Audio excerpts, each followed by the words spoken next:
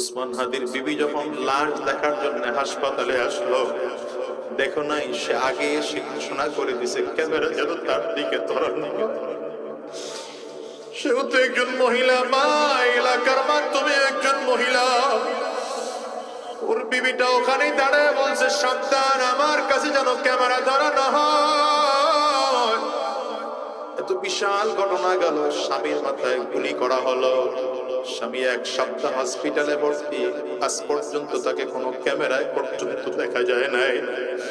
এই যুগেও তো এমন মানুষ আছে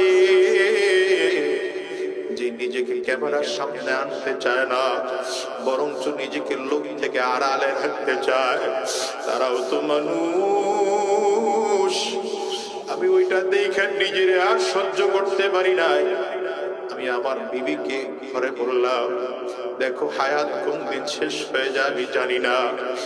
আল্লাহ না করুক যদি কোনোদিন আমার মাথাও গুলি করা হয়, আল্লাহ না করুক যদি আমার বুকেও কোনোদিন গুলি করা হয়, সাবধান, তুমি এতটুকু নিরাপদ থাকবা যেন তোমাকে কোনোদিন কোনো ক্যামেরার সামনে আসতে না হয়।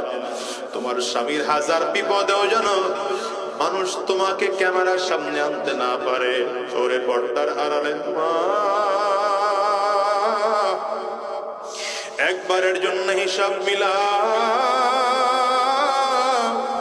তুমিও তো জমিনের মধ্যে চলো,